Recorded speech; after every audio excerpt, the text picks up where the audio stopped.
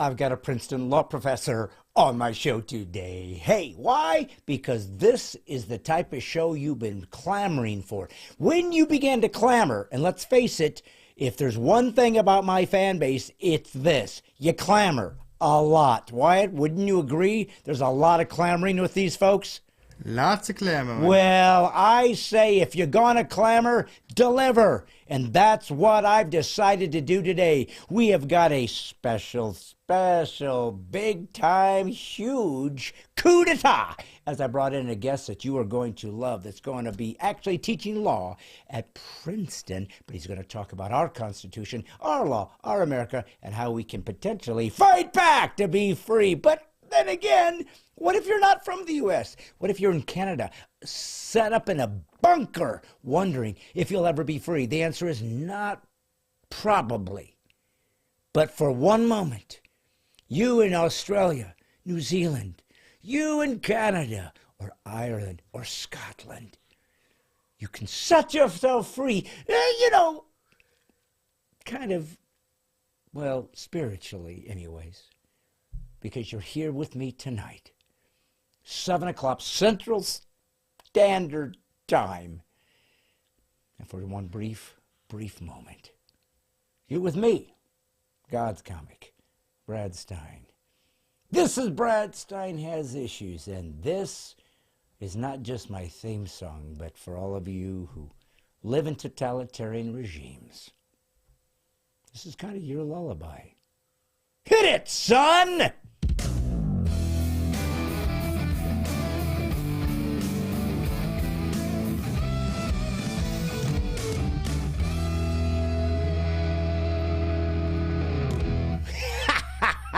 It's me, God's comic, Brad Stine, and it is, in fact, Brad Stine Has Issues, my podcast, where comedy, conservatism, and Christianity collide in a cacophony of clarity. Wyatt, when a cacophony collides, do you find that to give you clarity, or do you find yourself befuddled as though an entire roof has collapsed on you and you are in just the remains?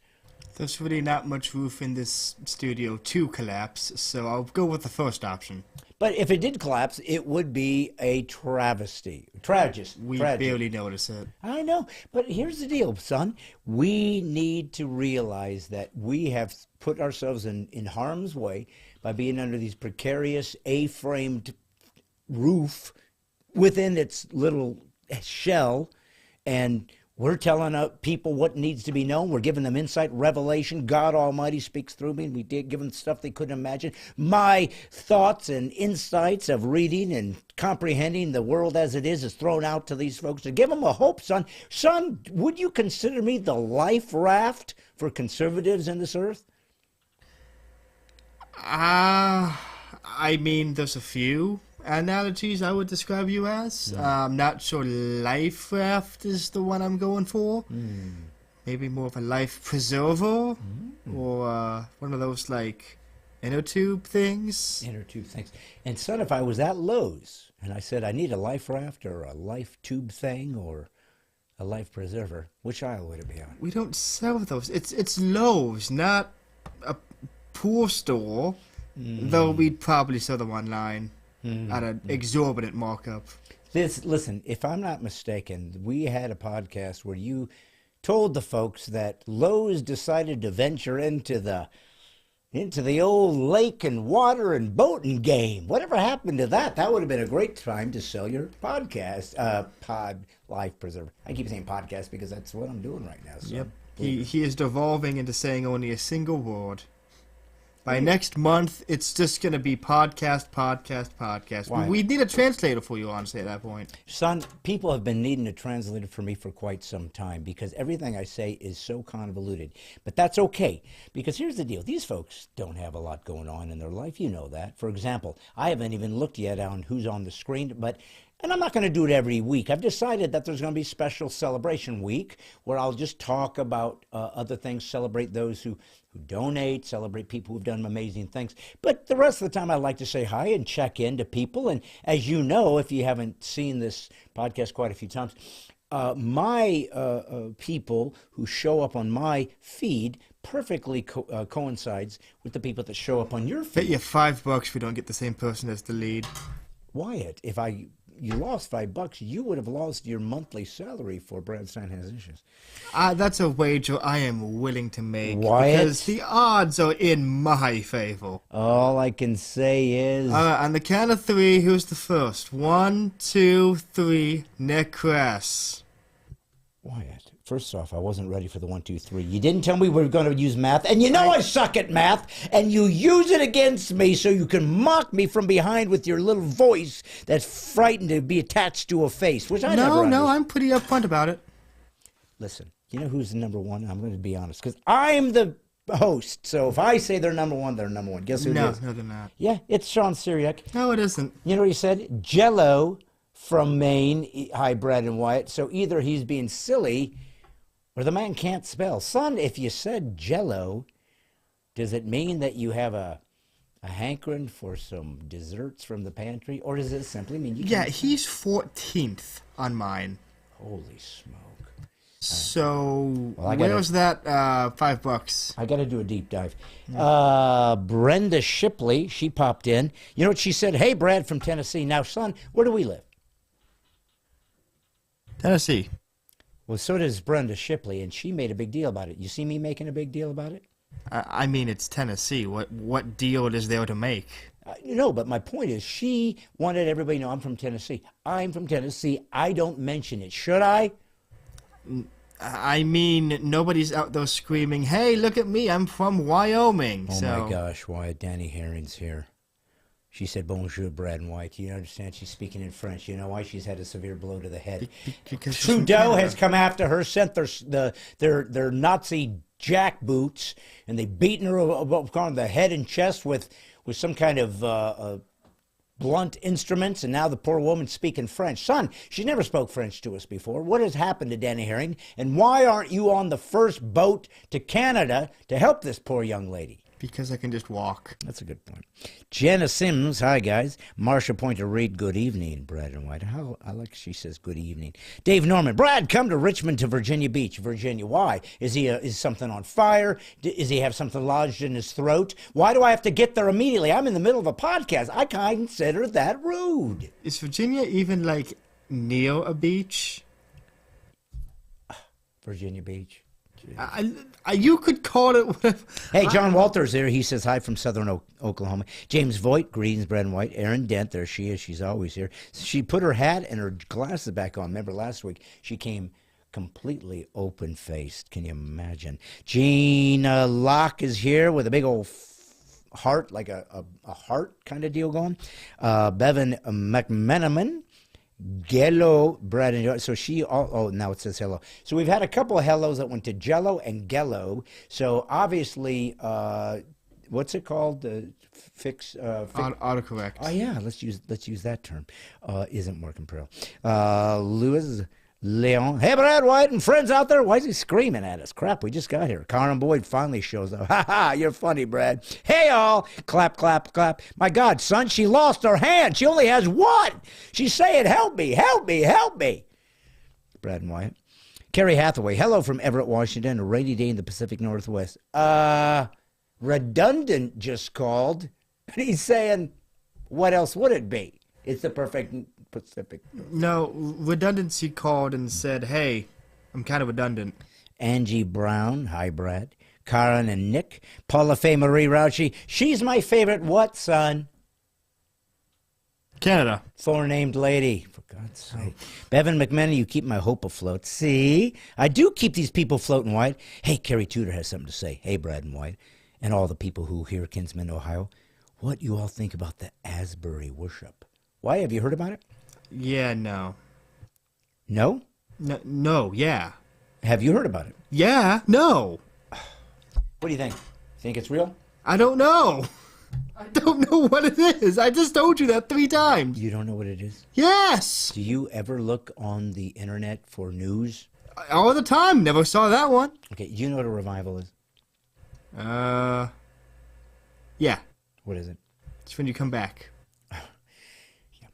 Yeah, it's when a bunch of people get together and give each other the Heimlich. What is wrong with you, son? A revival is when God moves in an area and suddenly people are changed and they're moved and they're falling on their faces weeping and they're praising God and they're believing in Jesus, and it's this big giant moment where God has touched a space and it just seems to be filled with holy fragrance.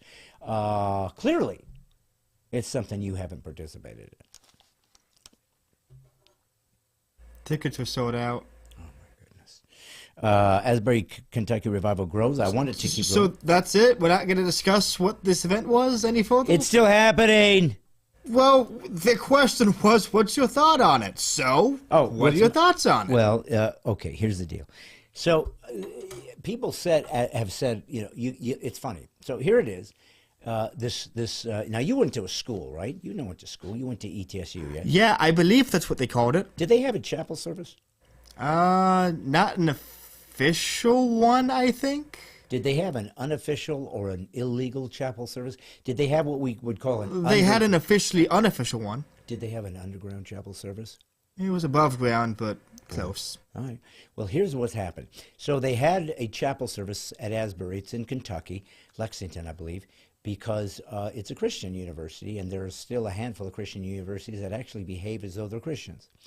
And so they have a chapel service, and a gentleman spoke, and they just suddenly didn't want to leave. They didn't want to go. They just wanted to keep sort of singing and praising God and seeing what would happen.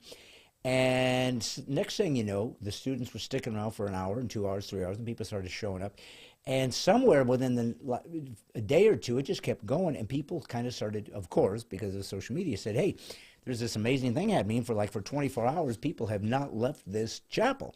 Well, people started coming from different parts of the city to see what was happening, and then around the country. And then, son, people were flying in from out of the country to go to this service that has never ended. So in that, you'll see a lot of people jumping up. Well, I don't know if it's an actual revival, because one guy said they didn't use the King James Version, so clearly it can't be a revival, because how would God know what was happening if we weren't speaking in King James? Because as you know, son, the creator of the universe's language is Old English. And? I'm just saying. Oh, okay, so what? It's not the newer model of English, so right. Cool. So, anyways, some people got upset because they didn't use the King James Version.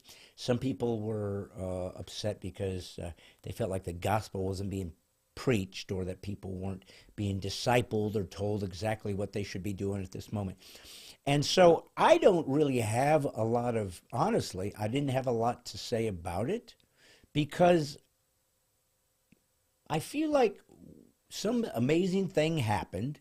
Some wonderful thing happened, even if it was just some sort of a moment where people began to worship God in some organic space, and they just enjoyed that experience and resting in that space. And I'm thinking, well, good for you. I mean, I don't think it's complicated.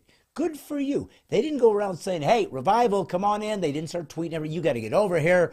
Hey, we've decided to create a revival. They just started doing something naturally, and people have been moved by it, and people have been inspired by it, and some people weep, and some people laugh, and some people got healed. There was a woman that was, a demon was cast out of her. Son, when the demons come for you, what do you say? Something in Old English? If you want them to run in horror, yeah. But here's the deal. If you're going to ask my little opinion, and I guess they did, my little opinion is, if people want to sing and praise God and be grateful that they live in a place where they have the freedom to do that, and they're moved by it, and it touches them, and it gets them closer to God in that little special space that nobody contrived, nobody manufactured, nobody shoehorned it in. It just began to happen, and people, on their own desire, participated and continue to participate. Then my answer to you is, why not? Who's it hurting? I don't understand why it's even anything. These guys didn't start selling bumper stickers. They didn't start asking people to pay to come in. They just did something that was beautiful to them, and I think that's probably something that could just be left to its own device, and assume that maybe God wants to do whatever he chooses, because let's face it, he's God. And maybe he wanted to do that. And people wanted to participate.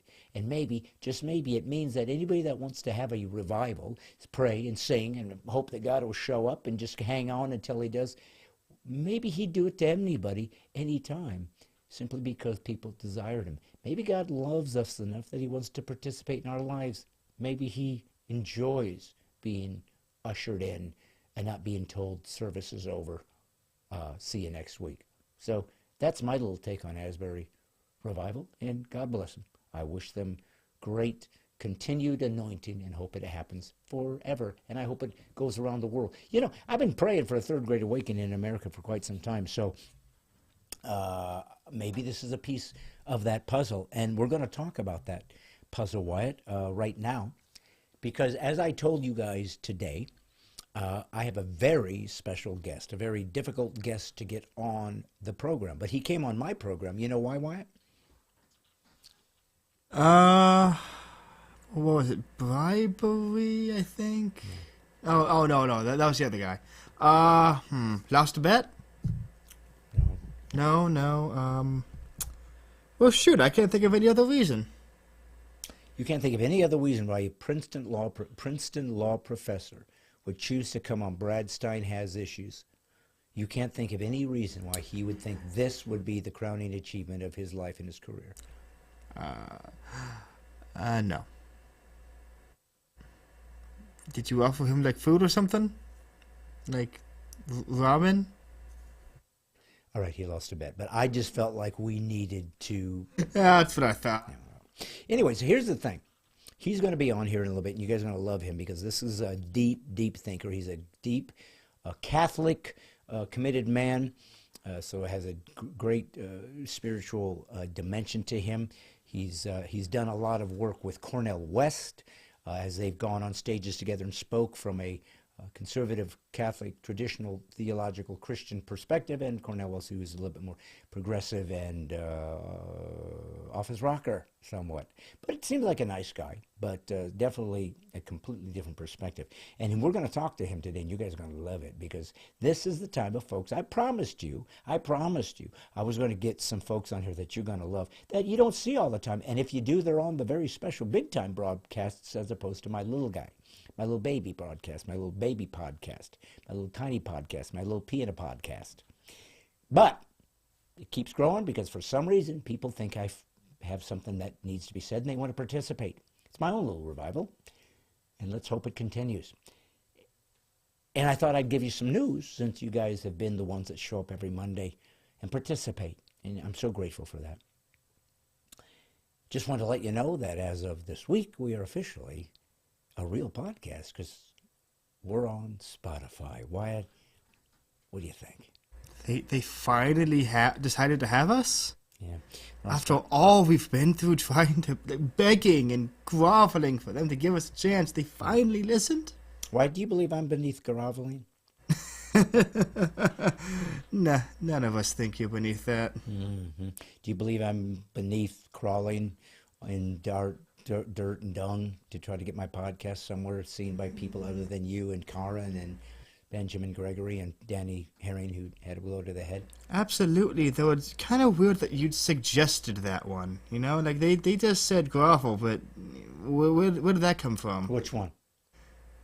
The whole on your hands and knees and dirt and dung. That was never part of the deal, and yet you insisted on it anyway. Wyatt, you know what they call bat dung?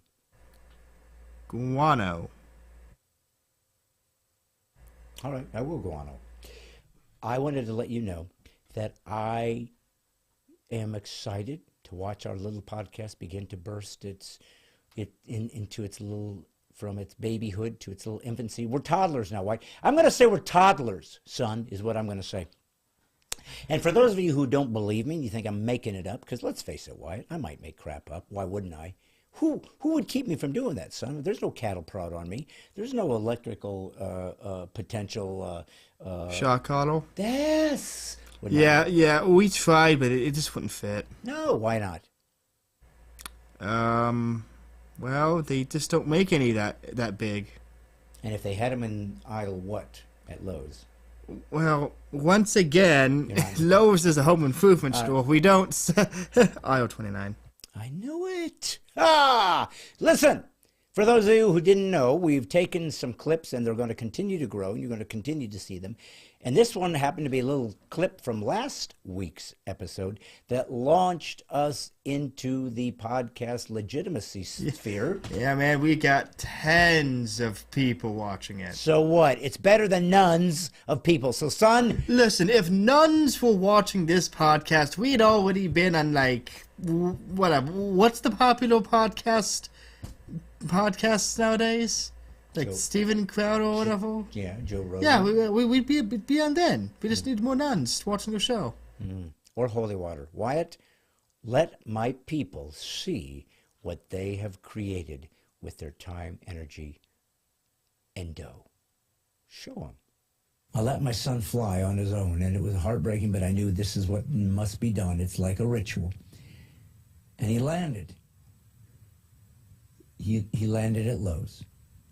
And so that was my dream when I would rock him to sleep at night, that hopefully someday.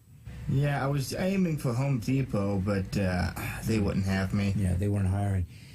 But yeah, to know that my son has become an expert on socket wrenches really is all I could. I can die happy is what I'm getting at, folks. I finally can die knowing that my son can tell you what the Allen wrenches are without even trying. 68. See what I'm saying?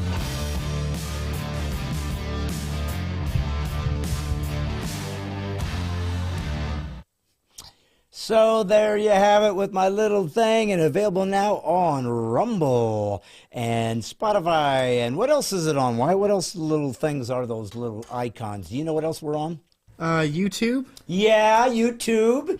And MeTube, YouTube, we all tube for YouTube. And so I thought that we should use today's little episode before we head into Professor Robert George, that we should remember that not only is the podcast growing into a legitimate podcast with legitimate stuff and it's turning into real things. I can't even believe it. It's blowing my mind.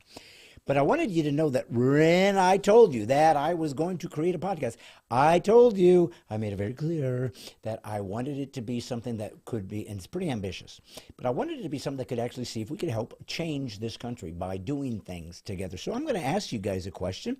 I'm going to ask you a question that should be something you wouldn't consider out of left field for somebody like me in what I've established in the podcast, but I'm going to ask you if you are a militia of the mind participant. My thought to you, fellow warrior, if you are, is what did you do this week as a warrior for your freedoms, your religious liberties, your free speech, and earning your American title card? What did you do? Did you face any difficulty and you overcame it? Did you have someone try to shame or bully or censor you for some point of view that they didn't like, and you simply stood fast, not unkindly, but strongly and with much unapologetic gusto, saying, I will not ever succumb to your bigotry, your censorship, and your slave master mentality over those that clearly not only disagree with you, but you don't have the courage to be able to withstand it, either intellectually, emotionally, physically, or academically. You have to understand, my friends, that to win back America, to have a shot, and we may not, because there's huge forces fighting against us. The FBI is one. The FBI works for a particular party in this nation and spies and destroys people. I mean, it's real. It's not pretend. I mean, it's FBI. They could be watching this right now. I mean, this is real. This isn't like frickin' North Korea. But here we sit, trying to maintain our freedom. At least we're not Danny Herring, having to be in a bunker, hoping that our head wound heals. But nevertheless, we are the last vestige because we have a First Amendment that demands our absolute freedom to speak freely, specifically our religious liberties, which is our conscience clause, the ability to think and believe how you want in public, more importantly than in private. Who gives a crap what you do in private, nobody knows, doesn't matter. It's irrelevant, has no weight, doesn't affect the culture. What you do in front of others is all that matters. And that's what you need to be standing for. That's what you need to say, I will not in any ways deviate from what I believe. And I'll speak it proudly and loudly, and I will not back up one step. If I'm a business owner, I will not in any way succumb to a mob. Don't care, and I will fight back. And if you try to harm my business in some ways, especially with a disparaging and a lie, I'll sue you. I will fight back. We have to. There has to be a cost. If there wasn't a cost, then no law would have any value because you can break it and nothing happens. The laws only have power if they can be enforced by a discipline and or punishment. This has to be the next phase of the militia of the mind. That's why I've asked you to join me. So I ask you to stop and think to yourself, what have you done? What did you do this week to stand up as someone alone and say, I will not be bowed to this nonsense of wokies. We will wipe them off the earth. This cancer must be destroyed. Now, I bring this up to you because I want you to do some self-searching, but I also want to bring up something that happened last week to give you an example of why it matters that you not only stand for something, but how you approach when conflict arises. So, let me give you the first example. Last week, Tiger Woods, if you remember Tiger Woods. Why do you remember Tiger Woods? Very vaguely. He does like mini golf or something. He's a golfer, and if you were in the woods, would you want to see a tiger? I'd be more confused because, just tigers aren't from there. They're not in the woods? None that I've ever been to. Okay. Well, here's what I wanted to ask you. Tiger was in a tournament, and as boys will be boys, which never made sense to me. Kind of a redundant statement, kind of an odd statement. Boys will be boys. What else would we say? Well, boys will be cheese. Doesn't make sense. I only works in Wisconsin. Yes. Excuse me, Wyatt, I had to belch. No, you didn't, but you chose to. I didn't. In front of a camera. None. Wyatt, it happened without my expectation. So just deal. And expect it next time. I'll try. But here's what I wanted to say. So here's what happened. Are you ready? You listening? Tiger gets up. He drives the ball. You know what a driver is because you play fake golf, right? Mario Golf? Yes, I play Mario Golf. Okay. That's the only experience I have with the sport. Right. So you know what the driver is, right? Yeah, it's the one that really sends it far. It's the farthest line. Farthest one, yeah. Okay. So it's your longest drive. It's your longest shot of that round will be your driver. It's the biggest, thickest club. He had another friend that was in his group, in his party, and that guy drove it. Now, he's younger than Tiger, but Tiger outdrove him by 10 yards maybe. But, enough. Doesn't matter. It's two guys, and one guy, if I did it 250 and you did it 251, you get a brag. It's part of the fun of being a guy. Well, Tiger outdrove this guy. And as they began to walk to the ball, he handed this guy something. Guess what he handed him, son? I mean, the golf bag? Like, hey, you're the caddy now. You didn't do well. Nope. Tampon. Why? Because he outdrove him, and he thought, ooh, this is for you. Now, what do you think he was saying? Why did he have that on him? Was he anticipating this? Or was it just a spur of the moment? Well, all the pieces are together. May as well. Well, my guess would be that he had it planned in case he outdrove him. Or maybe he knew he was going to. Maybe he knew he consistently outdrives the guy. But the point was he handed the guy a tampon. He didn't do it with a big giant flourish. I mean, there are TV cameras. People can see, right? But he's kind of like, oh, here. And he kind of underhandedly, handed him this thing. And it's like, people would see it with the cameras. And it was a guy saying, hey, here you go, lady. Nice drive. I took you deep. It's guys joking with guys, and they've done it forever. I remember when I used to play golf with my friend was a really good golfer, high school friend, and we would drive, and then he would say funny things like you would hit the ball and you wouldn't hit it very far, and he would say like, "Oh, does your husband play as well?" So basically saying you're hitting like a girl. And so just these funny insults that guys do to each other. You're a nerd, son. You're a nerd. So maybe you guys insult each other differently. As a matter of fact, how would you insult a nerd friend? Okay, that's actually I actually have an example. So, at my work, we have we got this new product in. It's a cleaning sponge, with and it looks like, you know, the emoji of the smiley face. Yeah. Well, that's what it looks like. Okay. And the name of this product is, and I kid you not, Scrub Daddy. Okay. I bought one. Okay. And from that, a year ago I bought that, and from that point onwards, I have convinced my friend group that anytime we're playing a game, the first person who gets out is the Scrub Daddy of that evening, and he gets to keep the thing for the entire night. Nice. Yeah. So that's an insult? Would you want to be the Scrub Daddy of the evening? Not really, but Exactly. Okay, It's not really a flattering role to have. so there's not like a typical nerd insult. That was one you just made up. Yeah, I just saw the product and knew. I just knew. It was too beautiful. Yes, too It much. was too Yeah, perfect you to can't pass leave. up. You can't leave that go. Well, here's the deal. So Tiger gives the tampon to the guy, and of course, and I got to tell you something. When I saw the picture, I didn't read the article.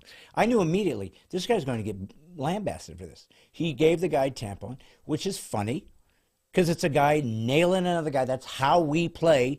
Remember, we're men. We're the ones that create and conquer battlefields, not women. We're the ones that create continents, not women. We're the ones that get on ships and go forth and fight in overseas, not you. We're the ones that get on top of skyscrapers and fall off and die, not women. We are guys, and we have a testosterone-driven way to laugh and joke with each other by putting them down. You're a woman, you're a kid, you're a baby, and we love it because it inspires us to be greater and stronger. Tiger Woods is one of the best golfers in golfing history, and he did a nice, funny joke with his friend. Nobody's business, nobody cares. And they came after him. Ooh, it's sexist. It's sexist that you would do that. It's sexist that you would pretend that a man can outdrive a woman every time.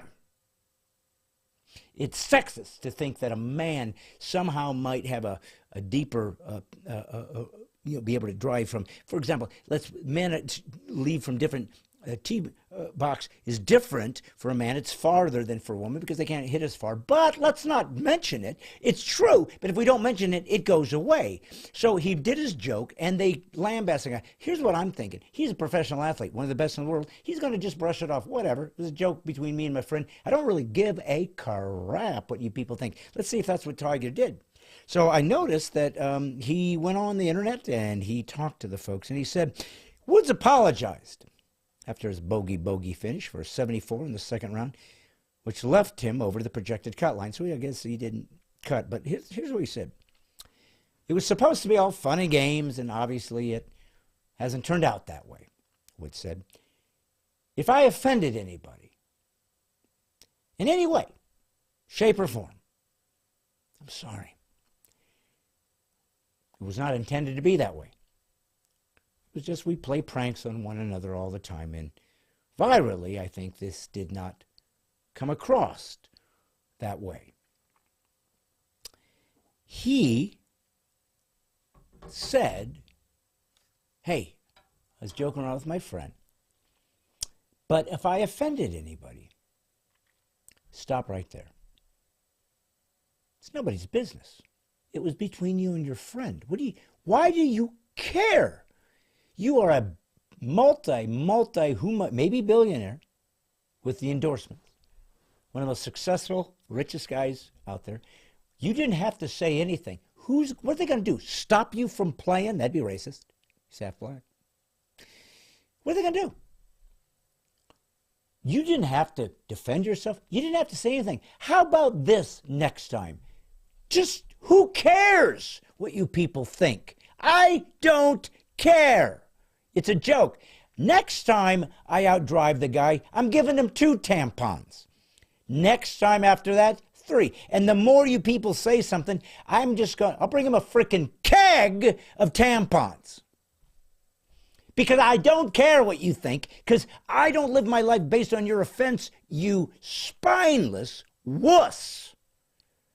I don't know where people believe that what they think is offensive should force the rest of us to bow the knee to them. That's the problem. This ability to make people grovel at their offense is why they keep doing it. And if you grovel at their offense, you deserve it because you're a wussy and clearly have no balls, Tiger.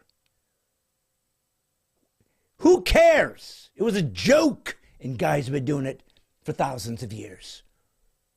But you groveled. Oh, did I offend somebody? How about get over yourselves? When you can go win whatever, 10, 12 majors, make billions of dollars doing a game that's very difficult, be one of the best there ever was. When you can do that, maybe you can be offended. Until then, just sit in your little box, watch your little game that you'll never be able to play it even close to the level he is, and shut your mouth, you frickin' baby. How about that? Just another approach. Just maybe I'm wrong. Just another approach. But just to prove my point, in the same week, J.K. Rowling, who wrote one of the most, if not the most well-selling series of books in human history. You know who she wrote? Harry Potter, right? Yes. Yeah. Yeah. Well, who knows how much money this woman's made. And she has been standing up for women's rights against the trans community for quite some time. She doesn't insult trans people. She doesn't say they don't deserve to exist. She doesn't say that they don't exist. What she does say is a woman's a woman, and that's the way it will always be. And it's never going to change because it's simply true. A woman is a woman, a man is a man, and you can try to look like a woman, and you can try to even mutilate yourself to get there, but you'll still be a man and dressing like a woman. Now, that's all she said. That's what the woman referenced. Well, she's been attacked as being transphobic because she speaks truth.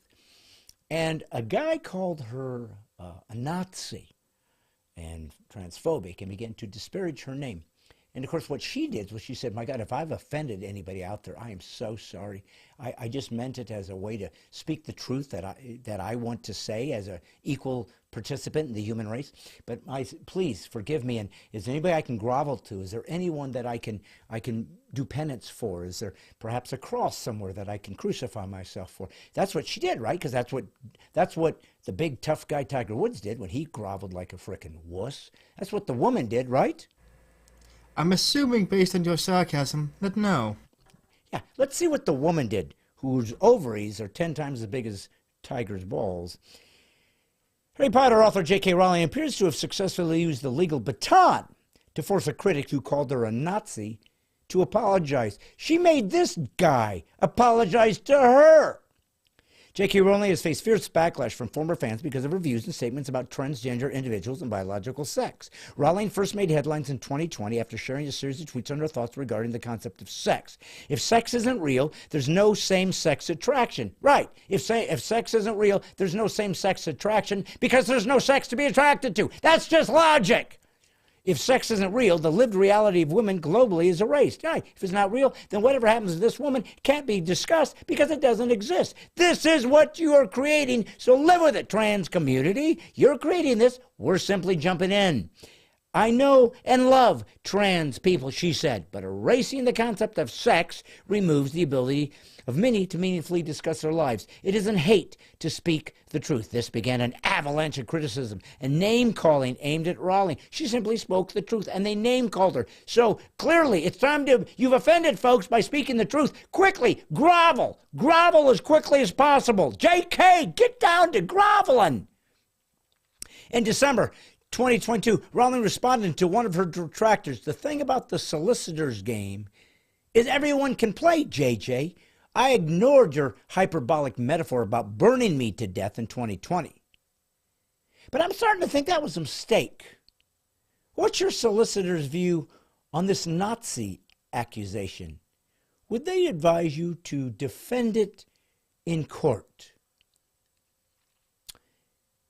And so he said, well, to be fair, the woman in question wasn't actually being threatened with being burned alive. Hyperbolic metaphor based on her original tweet, but you know that you're playing dumb intentionally for clout. And she also is Nazi, or at least has views that align with him. That's what he said, and that's when she spoke to him about it. So let me tell you what else she then said after she asked him what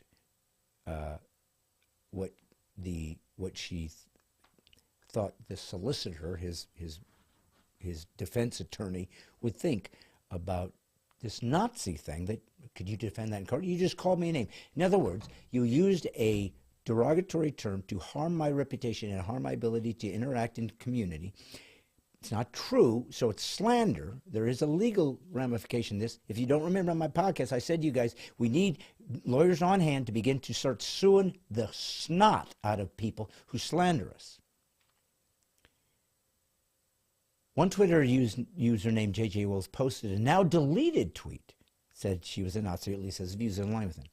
So she responded with a threat of legal action in December. Okie dokie, JJ. We'll play it your way. Give my regards to your solicitor. I'm suing you. On Monday, 2 months after the Nazi accusation, Wills issued a retraction. I would like to publicly apologize for a previous Twitter thread where I interacted with J.K. Rowling on matters relating to the transgender community. I have now removed these tweets. I would like to apologize to J.K. Rowling directly for causing potential upset. In a later tweet, he added, I'd also like to retract my likening to J.K. Rowling to any far-right or Nazi organization and emphasize I do not wish any individual, inclusive of J.K. Rowling, to come to any harm. J.K. Rowling, it states, is on an absolute tear, suing Twitter wokies that say she's a Nazi. UK libel laws are robust. They are now issuing beautiful, groveling apologies. Commentator Maxwell Meyer reacted to the news. Something tells me JJ did not expect to be dominated by a woman in 2023. Well done, J.K. Rowling. Adam Smith Institute fellow Preston Byrne tweeted a joke about the situation. Piles of cash generated by millennials buying boy wizard novels and watching films are now being applied in vast quantities to threaten those same millennials with defamation lawsuits. The circle of life. Rawlings is set to release a podcast series titled The Witch Trials of J.K. Rowling, which is scheduled to premiere February 21st. In the podcast, Rowling talks about the controversy surrounding her, from book bans to debates on gender and sex. This woman, who obviously has the money, the clout, but most importantly, the actual character and virtue, said, you were to call me a Nazi and harm me, I'm going to take your ass down. And this guy started to grovel. You see, Tiger Woods groveled when he didn't do anything wrong but had a joke with his friend. And instead of manning up and saying, you know how we end this crap? I don't care what you think. I don't care. That's how we end it. But he didn't. And so they will perpetuate, and they'll continue. They'll continue to control us. They'll continue to rules. They'll continue to take over our school boards. They'll continue to try to make laws and shaming so where you just simply can't disagree with anybody anymore. It's hate. It's hate if you disagree with me. Remember, a redefinition of words. Whoever controls the words controls the people. Let's say when you disagree with me, it's hate. I don't have to debate you. I don't have to prove my point. I don't have to have some information by which we can fence together and we can reach a conclusion so that the truth bears itself. Don't have to do anything. I'll just say you're hateful. You will back up because you're a freaking idiot. And so thus it assumes you must be hateful because you accepted that premise and groveled, thus proving that you must be hateful because you've apologized for it and you didn't do anything, you dumbass. I can't take this. If you don't join the militia of the mind and fight like men and women, we can't win. Yeah, I said dumbass. Why? It's the perfect word. There are times when some words that are more effective and letting you exactly what's happening and what I feel must be used. And if the word ass that represents a jackass is too difficult for you, you're on the wrong frickin' podcast. Because I'm a free speech advocate. J.K. Rowling said, you want to play? Let's play hardball. Strike one! And little Groveler realized the only power he ever had was when cowards gave it to him. The moment it's pulled back, these guys sneak back into the little shell they belong, the little rock that they came out of, because they have no power unless you give it to them. Wake up. Join the militia of the mind. We can win if we together come each week to Stine Has Issues and say, here's where I was a warrior this week. Here's where I stood up. Here's where I brought courage to the forefront of my character, into the context of culture. And here's what happened. And we will rally around you. We will come out. We will fight with you. You will watch us win as long as we hang on to the First Amendment that's still here. It's our only shot, militia of the mind. This is where we're going with this podcast. I will be creating what I call the mighty 10,000. You will be the first 10,000 subscribers to my podcast. And it's $3 a month. So that's what, $30 a year. That'll be, but I'm going to get 10,000. Now, this podcast could grow into 20,000, 50,000, 100,000, a million, or two. I don't know what's going to happen. But there will only be one mighty 10,000. Whoever gets in will always have their number and their subscription. And if you fight back with the militia of the mind and we find ourselves actually making some inroads in what's going on in America and finding our freedoms returned, you'll know that you were part of this. Nobody else can ever take it from you. Nobody ever else will be part of the 10,000, the mighty 10,000. It'll be whoever jumps in. It'll be $3 a month. And that will give me enough income that my son will be doing this full time. We will have even bigger guests. We will be going remotely and doing guests. We will be doing sketches. We will be making, who knows, movies. I got some coming up. I'll tell you about them once they're more further down the road. This is what you're creating. You are creating it, not me. I'm just a conduit. I'm here. I speak. I'm funny. I'm smart, I hope. I'm insightful. And more than anything, I hope I'm hearing and speaking for God, who's real. And I want to have access to him and give it to you. And if you don't believe in him, I would recommend you do. It'll change your life. This is where I'm going, guys. And you created it from a laptop 2 years ago during the cult of Corona. The guy you're about to see, the interview we're about to have, is with a Princeton law professor. He's very smart, very insightful. He's one of us. And he is going to tell you what's going on in the lay of the land and how we can defend ourselves and fight. Is it a lost cause, or is there still hope? We'll talk to him, and then I'll come back to wrap it up. But I am so grateful you guys showed up. And sorry I got a little crazy, but I just thought it'd be better if I got a little righteous indignancy going, because I want to be free. You want to fight with me? Join the militia of the mind. And now, my interview with Princeton law professor, Dr. Robert George.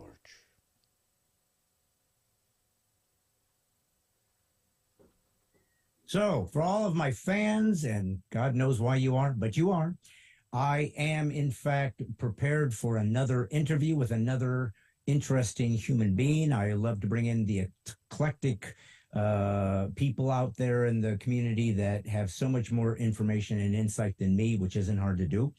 But this particular person actually has a soft spot in my heart, and I'll tell you why. For those of you out there that know what I believe in as a comic, but I'm a Christian and a conservative and a patriot and an originalist, and I believe in all of these things that made America what it is. I have this unusual, unorthodox approach to how I perform comedy, just like the George Carlins, just like the Richard Pryors, just like the Dave Chappelles, who use social commentary about culture to talk about issues as a comic. I did it always from a Judeo-Christian point of view. And I've told you guys, we cannot in America anymore claim to be Christians and not study to show ourselves approved unto God, workmen that needeth not be ashamed, rightly dividing the word of truth. If you don't believe that Jesus is God and that this is the ultimate immutable truth that makes the foundations for the West, we can't survive. You need to go beyond, I accept my faith as something that is important to me and see it as the truth that needs to be inculcated into culture, or we're dead, because this is the only truth that has ever sustained itself and given liberties and freedoms to humans throughout the world historically. I mean, you're part of a legacy if you're a Christian, to have created a culture unlike any that had ever been seen before. And when I began to understand those ideas, starting with the late Chuck Colson teaching about Christian worldview, when I really realized how crucial that was.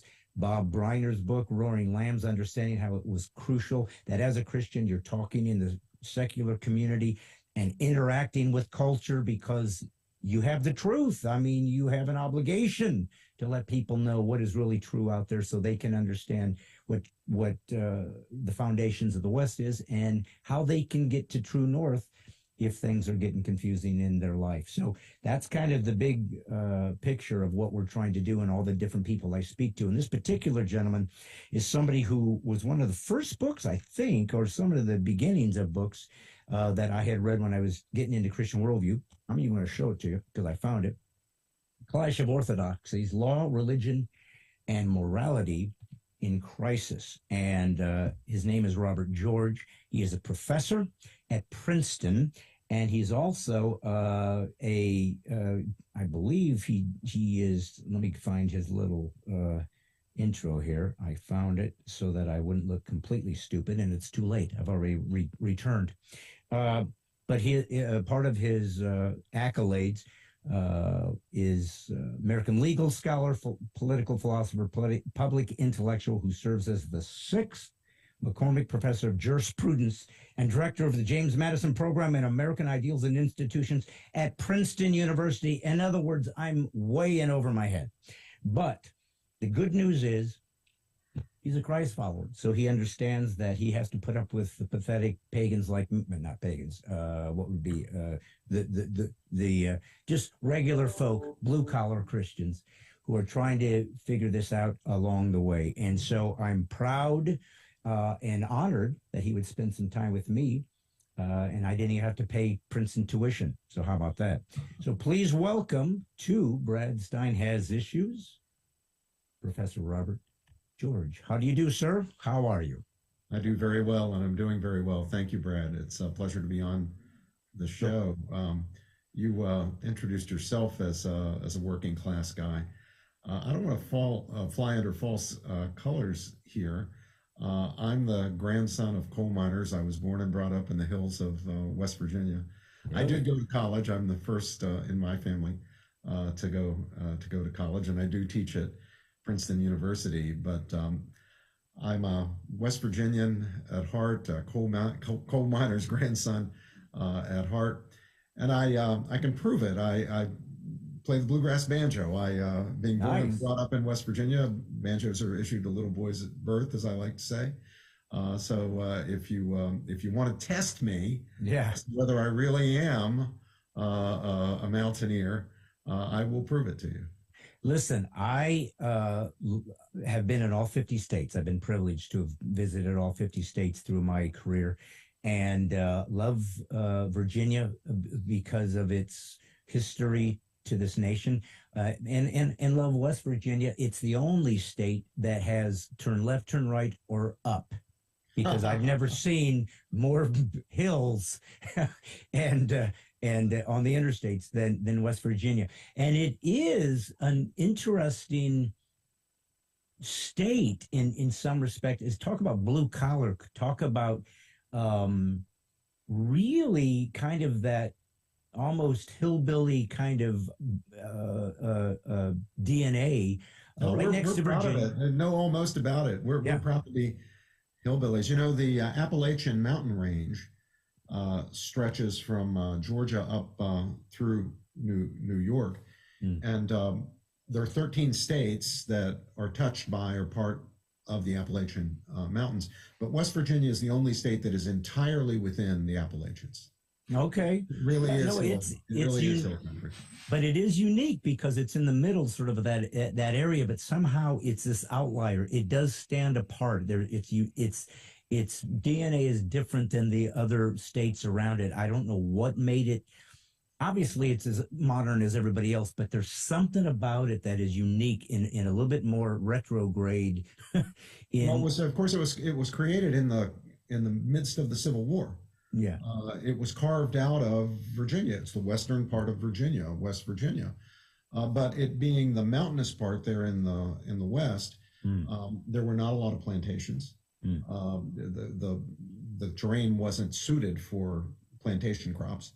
You didn't have quite the racial issues. No plantations, it means there weren't a lot of slaves. And you had some Republican sympathy in that section. The rest of Virginia was pretty solidly Democrat. Yeah. But in the Appalachian part, what became West Virginia, there were Democrats, but also Republicans. And there was even Republican sympathy and anti-slavery sympathy going all the way down into Georgia in those mountainous parts. If you look at Western North Carolina, there were Lincoln voters in Western North Carolina. Not everybody was a Lincoln voter, but there were Lincoln voters down there. So the Appalachian part of the country really is different from anything else. It is very much so. And, I got to say, it's difficult to navigate the America that we are now in just turning 2023. I have to say that my comedy, my career, especially when I really came out as a conservative, as a Christian, as a patriot, as a believer deeply in the First Amendment, especially the first line of the First Amendment, because it gave us our conscience rights, the religious liberties, but also the Second Amendment, the idea that freedom, the idea that liberty, the idea that autonomy and the internal dignity, intrinsic dignity of a human being, of course, is a Judeo-Christian concept, but was brought into the framework of this nation and assumed to be systemically part of who we were, if you want to start using that term. And to watch in real time this nation unravel, having gone through so much from the Revolutionary War to the Civil War, as you brought up, to obviously, you could talk about French Indian Wars and other things prior, Revolutionary period, but still, and then moving into the World Wars, and then the terrorism and so forth and so on. And we've made it through everything. I mean, we're a republic. People are the government. We have taken responsibility for who we are and to be the freest nation on earth, certainly the most eclectic nation on earth, ethnically,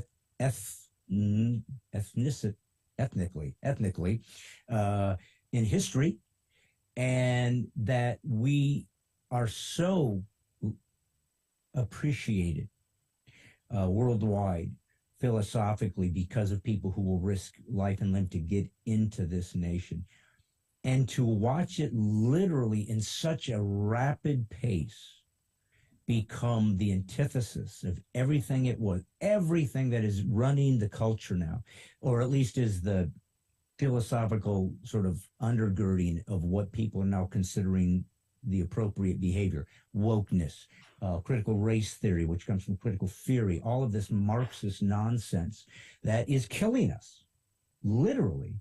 It's not right-wing rhetoric. It's not conservative, trying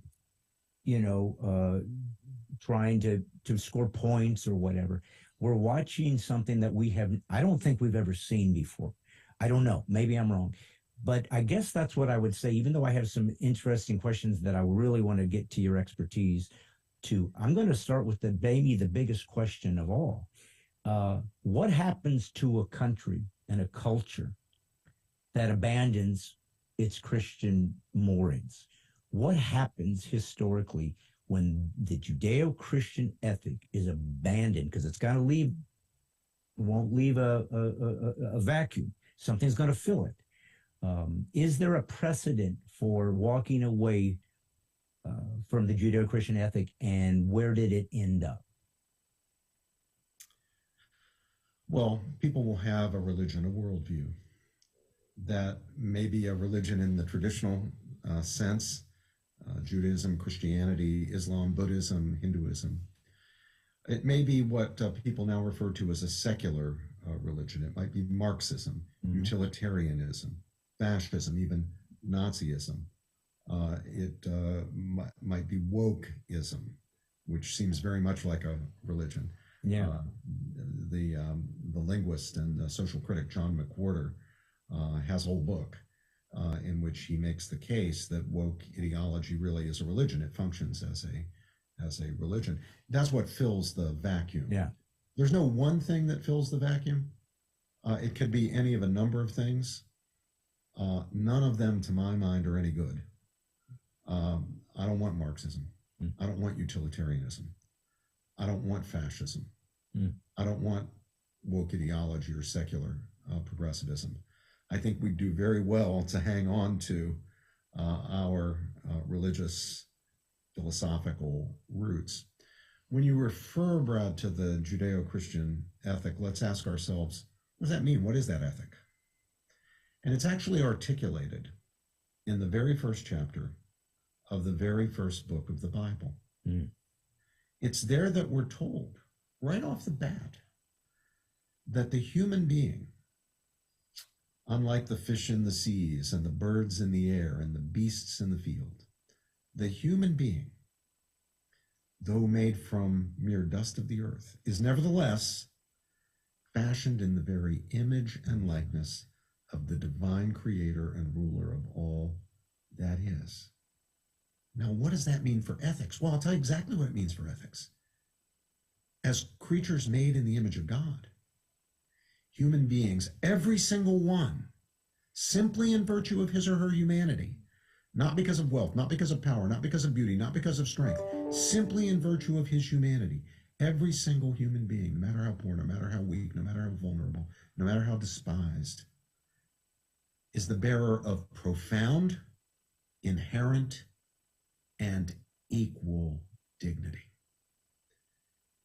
And when you work out the implications of that, and sometimes working out the implications of that goes far beyond logic, far beyond intellective activity.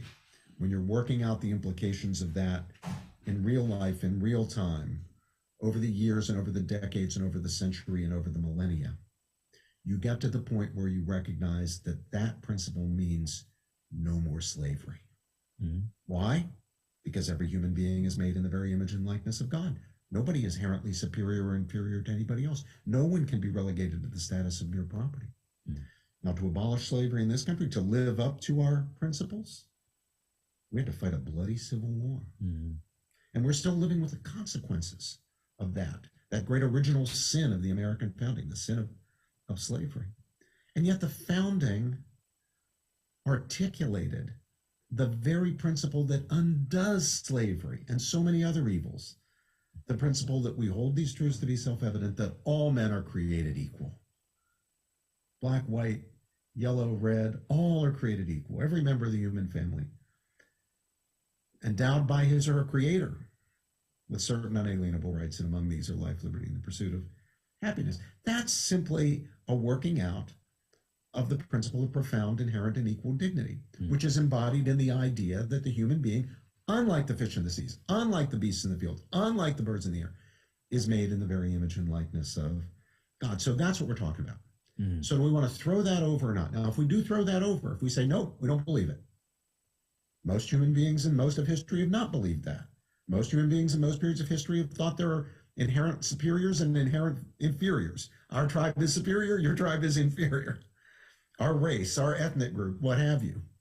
But if we believe it, then that becomes the foundation for treating everyone with equal rights, equal dignity, equal worth. If we throw it over, then it's going to be something else. It might be Marxism, as I say. It might be fascism. It might be some radical form of individualism or libertarianism. It might be Jeremy Bentham's utilitarianism. It will be something that does not embrace the concept of the profound, inherent, and equal dignity of each and every member of the human family. Right. Well, and we're already seeing that play out, because once you begin to abandon that concept of intrinsic value as opposed to instrumental value, then you see euthanasia, you see abortion on demand, you see even this sort of class system that sort of begins to decide which human being is deserving of life, has a value that should be given a certain equal respect. No, you're cast aside. And I'm seeing this in the technocrats, this megalomania of these folks who are controlling the dissemination of ideas through Google and through Facebook and Twitter, who essentially are helping to control the narrative, the meta-narrative of culture, and saying, we got to stop eating meat. We have too many humans on Earth. We need to fix the weather. It's like, you got to be kidding me.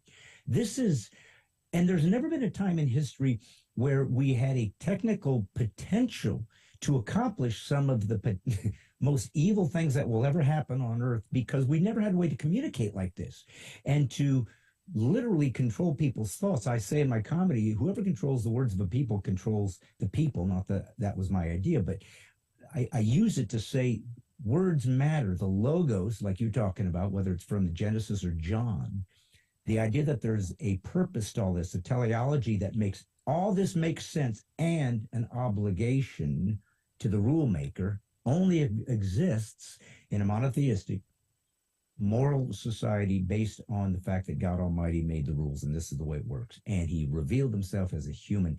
I just didn't expect to see 1984 Brave New World literally become truth and non-fiction existentially. And here we are. I mean, is that saying too much, or is this about as dangerous as it can get as a human race? Well, of course, we have now the technological capacity to end life on Earth, not just human life, all life. It's a scary situation. There's no question about that. And there are technologies that can be used to deceive and mislead and manipulate and trick and abuse. No question about that. But all of these technologies also make wonderful things possible, great things, good things. We can lift millions more people out of poverty.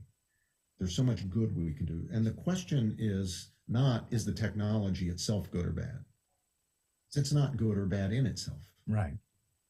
The question is, will we do good or do bad? Right.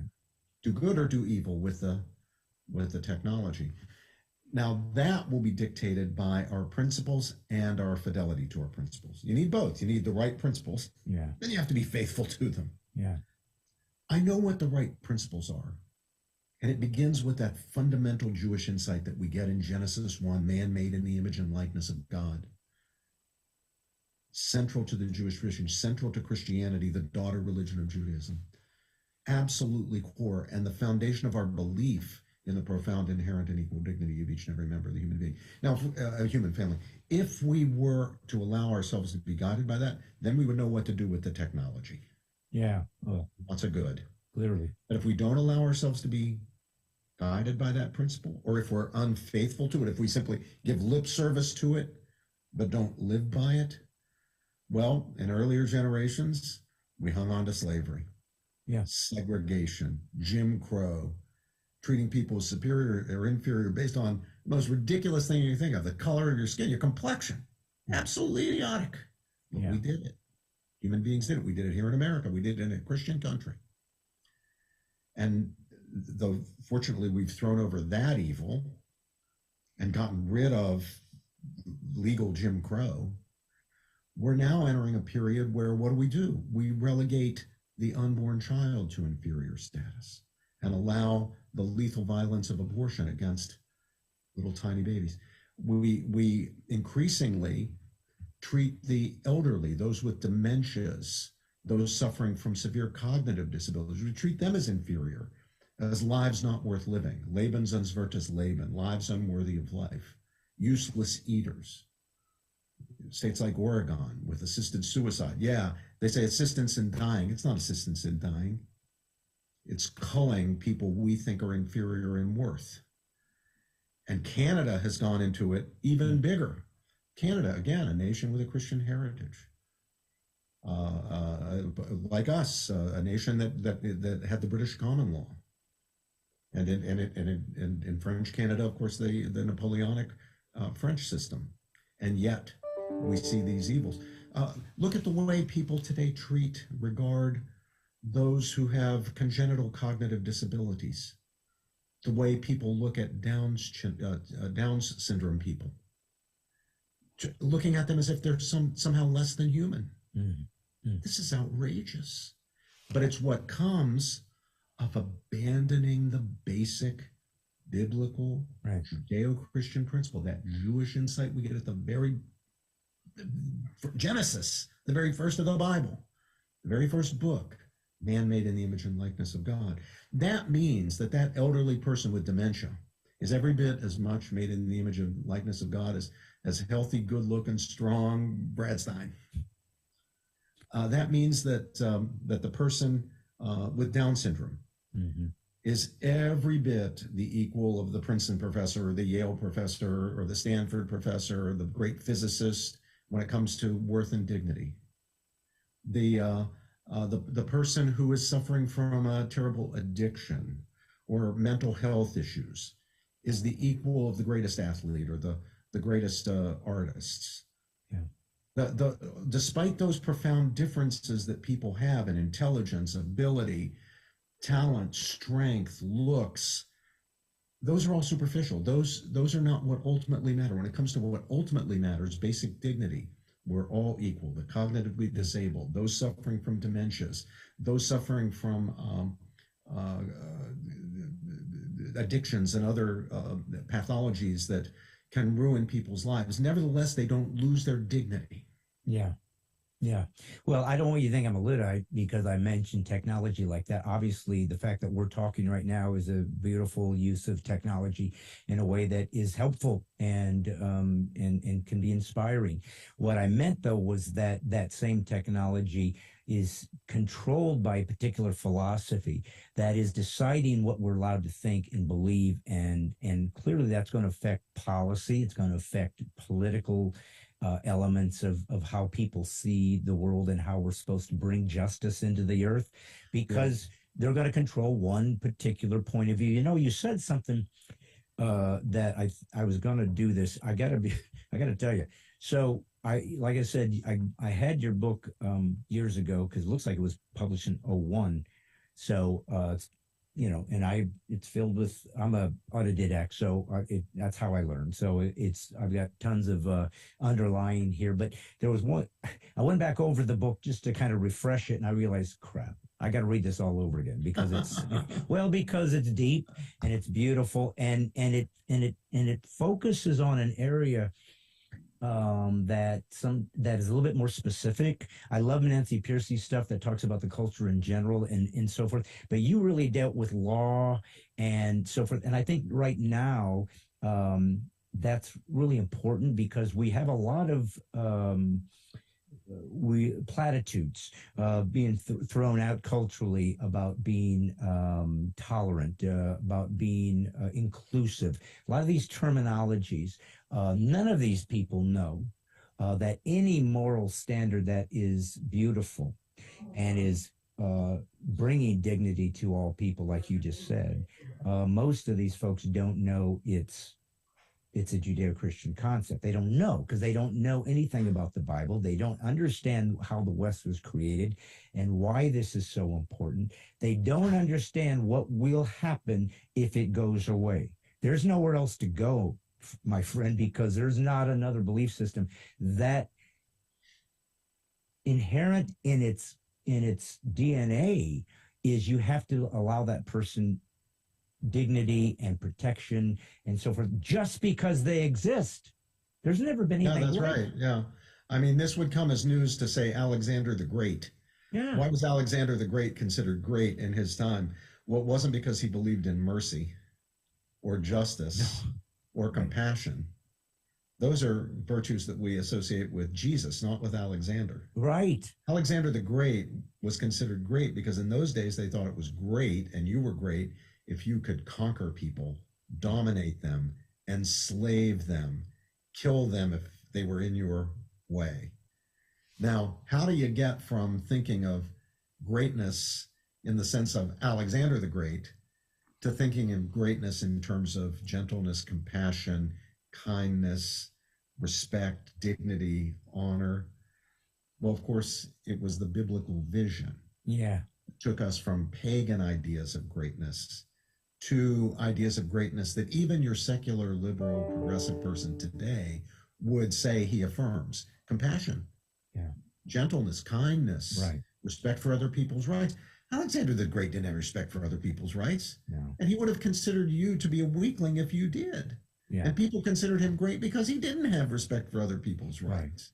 Right. He would have regarded that as so much hogwash. It was the Christian vision that changed it. Yeah. If you lose that Christian vision, do you think we're not going to go back to some form or another of Alexander's sense of greatness? I can assure you that we will. And Well, of course, and we've already seen it in the 20th century. Totalitarianism is the only recourse, because somebody has to control the thing. If they got a machine out there that's running, somebody's got to kind of keep the gears working properly and put all the pieces together. And if it's not done with some sort of this sense of a shared communal dignity and sort of all access to the same ultimate goal, not everybody's going to get there. Not everybody's going to have the same attributes, but we're going to love all of you along the way. Or somebody's just going to have to control the game, which is what you got in Stalin and in Soviet Union and Mao. It's what happens. Somebody's going to run it. You said this in your book, and I just wanted to read it because I want people out there to understand. A lot of my people, I got people, I don't know why, but all over the world watch me. And, but a lot of them are Christians, not all of them. I got atheists that like me for some reason, conservatives. But one thing I have learned about atheists, and I've said this to them, and in no way is it demeaning. I mean it literally. They don't understand that it is impossible to be moral and to do moral things within the construct of their philosophy. Obviously, an atheist can be moral. Obviously, an atheist can do moral things and wonderful things. They don't understand that that is not intrinsic to your nature as a human. Somebody thought of this idea, and it became so much part of the framework of how the world was viewed that it seemed to become inherent in us. Well, of course, you don't butcher a baby. I mean, who wouldn't think like that? That didn't used to be the case. No, Romans would, the Roman paterfamilias, the father, had the right to expose, and many did, expose infants on the hillsides of Rome. Right. The early Christians sometimes distinguished themselves by rescuing those exposed babies. Right. We've always been outliers. We've always been the freaks. We went into the Black Plague villages as everybody else exited. It doesn't make any sense. Christianity is either the most absurd, it is. It's either the most ridiculous, I don't even know, utopian fantasy ever concocted, or it's supernatural. It is the only belief system I'm aware of that is vigilant in expecting you to counter to your natural desires, to become supernatural. Everything you want in Christianity teaches is everything you want, you have to give away. I want love, go love. I want forgiveness, go forgive. I need money, give money to people that have even less than you. It doesn't make any sense. It's either unnatural or it's supernatural. And God is asking us to do these things that will prove there's something greater. There's a meta-narrative out there, but somebody has to demonstrate it. Could we come back a minute, Brad, since you mentioned our atheist friends? Could we come back to that a second? Of course. I want to say. No, you do whatever you want, brother. You are the guest, and I am allowing your intellect and your experience to become the focal point of this interview, because you have a lot to tell these listeners and these viewers. Well, we both know some wonderful atheists. As you say, atheists can be moral people. Many are morally upright people, many more morally upright than some who proclaim themselves to be Christians. Right. But I've noticed a couple of things, and I say this to my atheist friends. One is many times people who proclaim themselves to be atheists are rejecting an image or understanding of God that I would reject too. You would reject. It's not the image or understanding of God that one finds in the great traditions of faith, the Jewish tradition, the Christian tradition, the Muslim tradition. It's not that God of ethical monotheism or Abrahamic faith. It's a small God, a God who's in time, just a kind of bigger version of one of us, the big boss man. And so they proclaim themselves to be atheists, not because they've really considered and rejected the Jewish and Christian understanding of God, but because they've never considered it. They're rejecting something else that you and I would reject too. Number two, I'm thinking of especially the great Nat Hentoff. I don't know if that name means anything to you. I don't think Nat Hentoff was the jazz critic for the Village Voice in New York. He was a great civil libertarian. He was very active in the ACLU, but he was an honest, truth-seeking man. He was an atheist, avowed atheist, to his death, an avowed atheist. But he was an honest, truth-seeking man. And through his own reason, not because of religion, not because of faith, not because of reading the Bible, not because of the teaching of the church, he came to understand that killing unborn babies is a terrible atrocity. And he became a vocal, outspoken, pro-life champion. This cost him his ACLU membership, by the way. They threw him out. Yeah. But he remained an atheist to his death, even though he was a profound pro-life champion. And what I said to Nat, who I loved, and is just a brilliant man as well, and a wonderful jazz. I'm a bluegrass musician myself, but I appreciate jazz. And nobody understood it better than Nat Hentoff, that great form, that genre we call jazz. But I would say to Nat, Nat, you have to understand, yes, it's possible for an atheist to proclaim the pro-life. We can, through reason, reach the conclusion. It's a matter of natural law. It's what St. Paul calls the law written on the hearts, even the Gentiles who don't have the law of Moses, who can nevertheless tell elementary right from wrong. But we have to understand that our commitment to the sanctity of human life, for example, and other great moral principles in this country, lives on the capital of Judeo-Christian teaching and Judeo-Christian civilization. And we're depleting that capital and not replacing it. Right. And as it depletes, more and more of the dominoes fall. We abandon the unborn child. We abandon the elderly. We abandon the cognitively disabled. We abandon the Down syndrome people. Each step by step, we deplete the capital, we abandon the victims, and nobody's building the capital back up. Yeah. And I don't see a way to build that capital back up apart from faith. Now, as I say, I'm a believer in natural law. I'm a natural law theorist. And a lot of my philosophical work is devoted to showing how you can, by reason, not simply by revelation, but by reason, understand important truths about right and wrong, including the truth of the sanctity of human life. But culturally, there is no question that our support for core moral principles like the sanctity of human life rests on that capital. That capital of Christian faith. Right. Well, I want to ask you something then, because this could be a good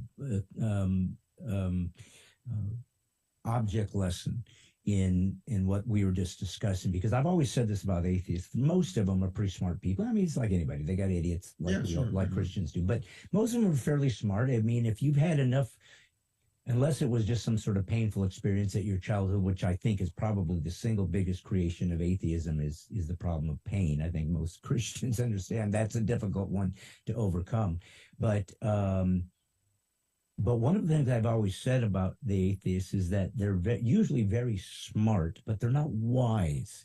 Wisdom's a different category. And of course, the Bible says fear of God is the beginning of wisdom. So there's a different category to be filled with knowledge and be filled with insight and to have sort of this instinct that you understand is something deeper. I oftentimes see the atheists, part of their problem is not that they haven't tried to think through the God experience or say, I'm looking for evidence.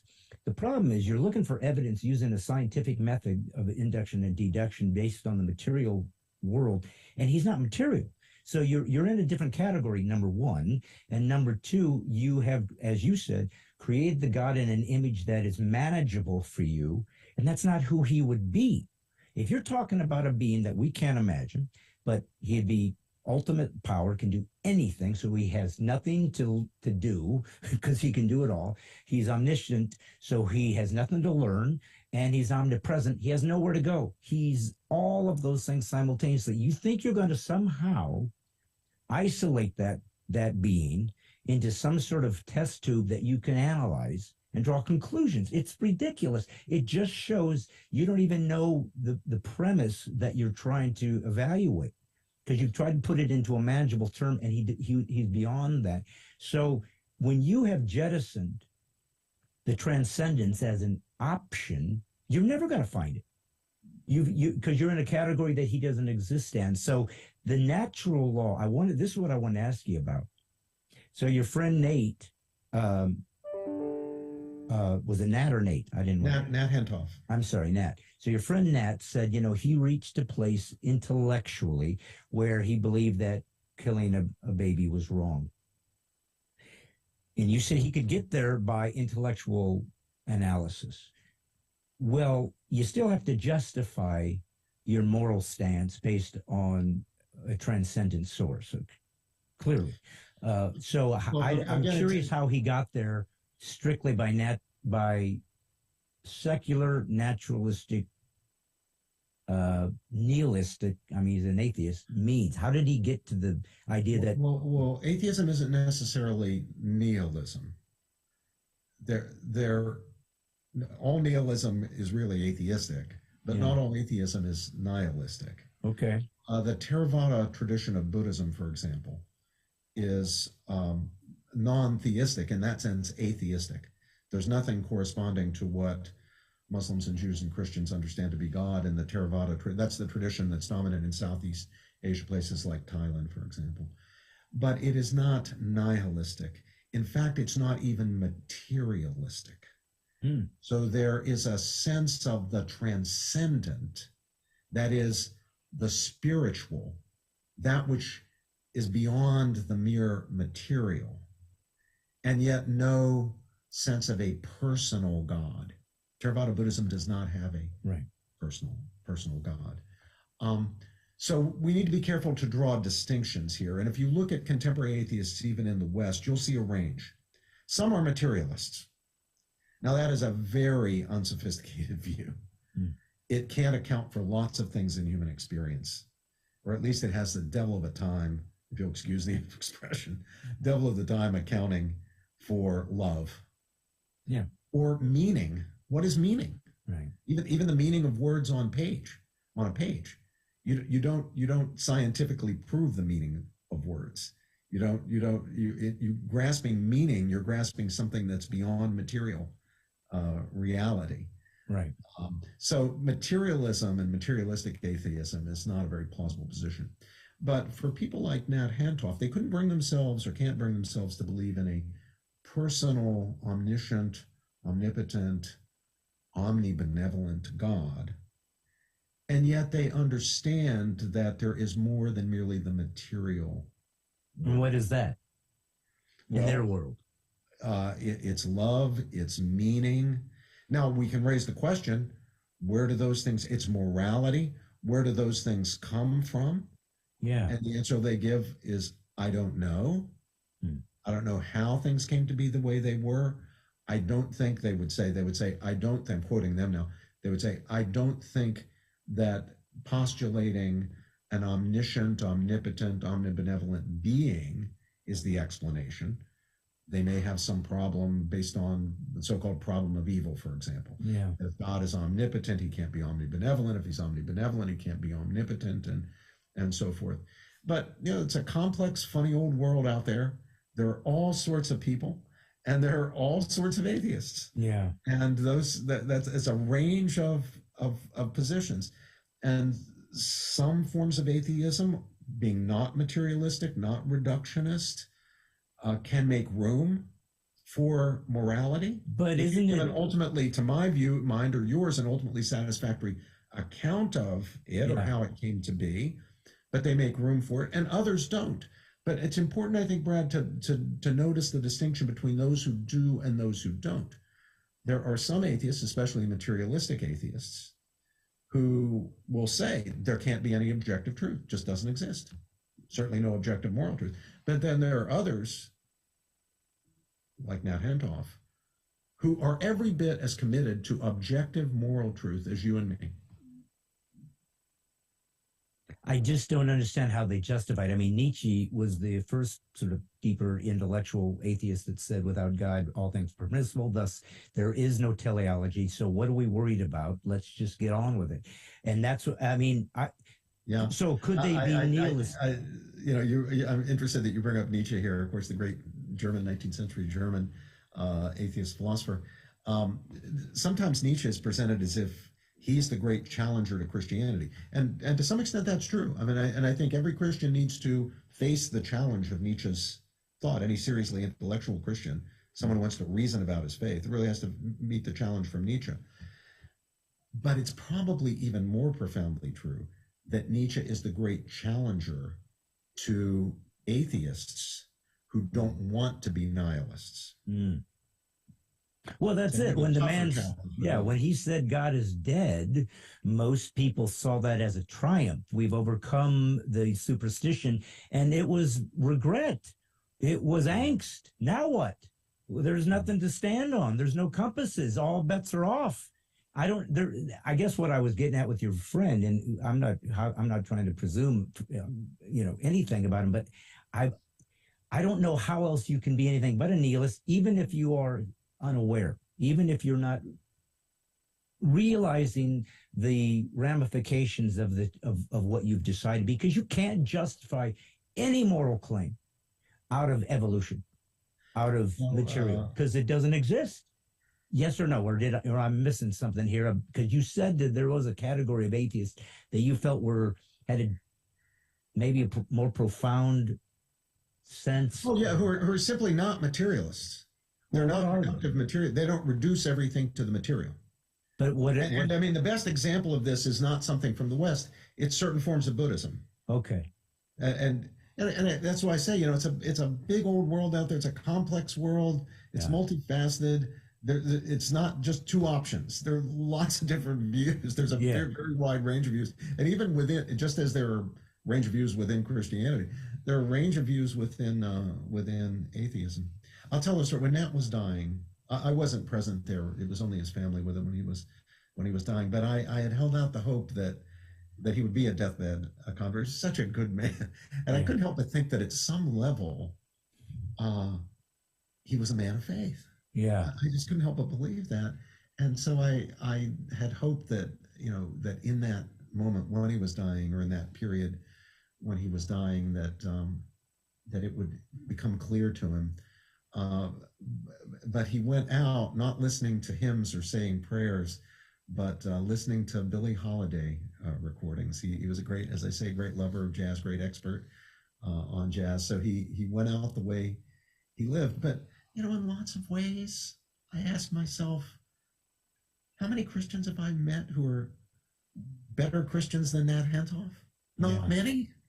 Not many. Selfless, dedicated, brave, stood up for the vulnerable. But doesn't that kind of be willing to take the heat of the elite culture, which used to worship him and lionize him, and he gave it all up in order to stand up for the rights of the innocent child?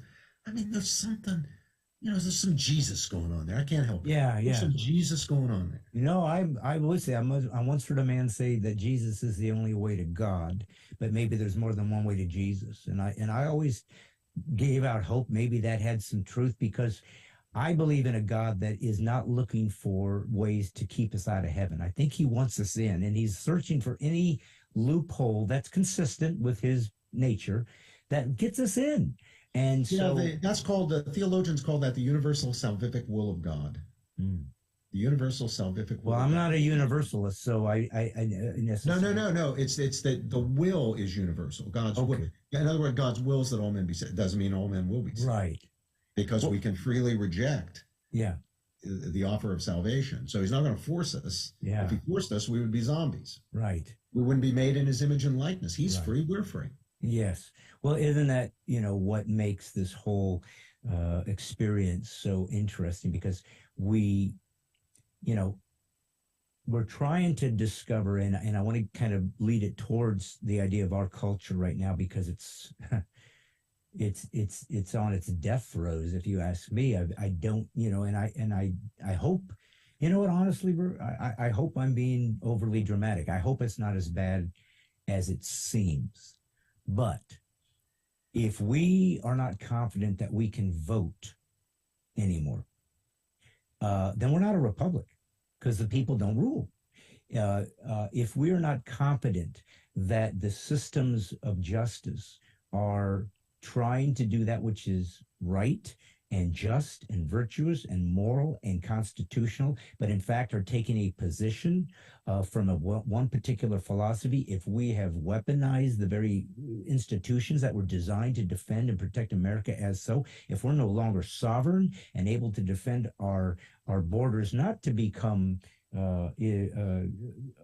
unfeeling towards those who come from more difficult circumstances, but to simply say this is unsustainable. You have to come in here and become part of our this country is made from so many different parts of the world, and it's the only reason we're great because all these ancient cultures came and brought the best. But then they became one of us. E pluribus unum is our motto, not multiculturalism. We are not all the same. We're better, or they wouldn't come here.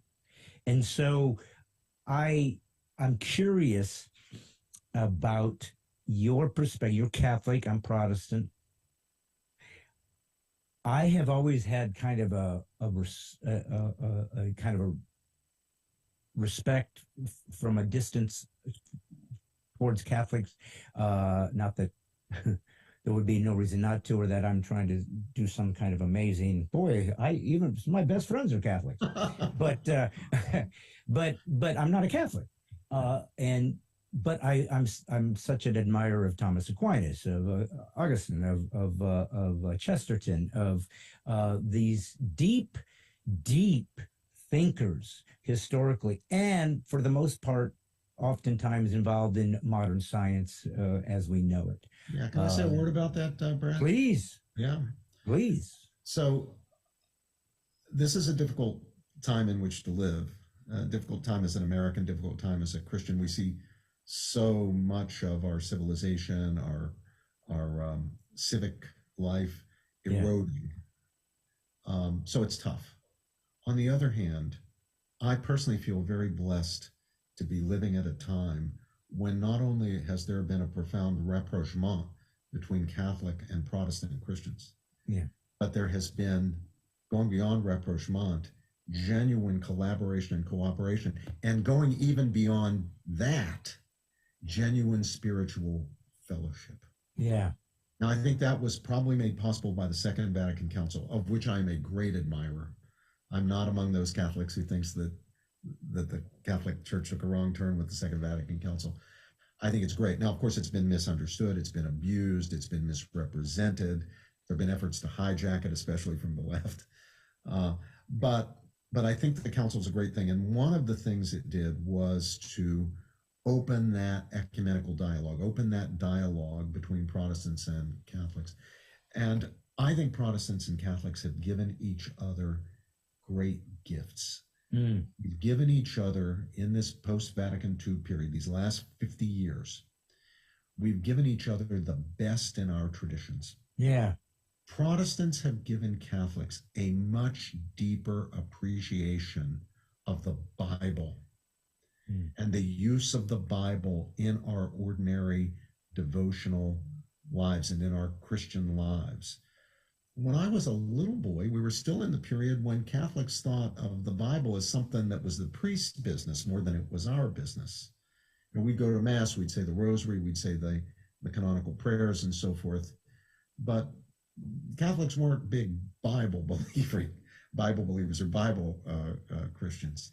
But we've come to learn from our Protestant brothers in this wonderful period in the wake of the Council, the importance of being Bible believing Christians, of understanding that reading the Bible ourselves, not just hearing it proclaimed at Mass by the priest or the reader or the lector on Sunday, it's got to be an important part of our devotional life. And it's revolutionized theology. The late Pope, we're having a conversation in the week after the death of Pope Emeritus Benedict the 16th. If you look at his theological work, he's one of the theological giants of the 20th century, Protestant or Catholic. If you look at his work, what his work does, which was pretty uncommon earlier for Catholic theologians, is to focus on the biblical roots of Catholic theology, Christian theology, the biblical roots. A lot of systematic theology among Catholics in the old days was really abstracted from the Bible.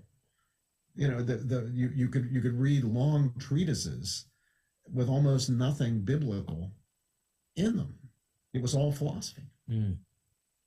Benedict, or the late Joseph Ratzinger, became Benedict XVI. His theological achievements are all based on answering the call of the Second Vatican Council for a more biblically informed Catholic life, a more biblically informed Catholic theology. So that's the gift that the Protestants have brought to the Catholics. What is the gift that the Catholics have brought to the Protestants?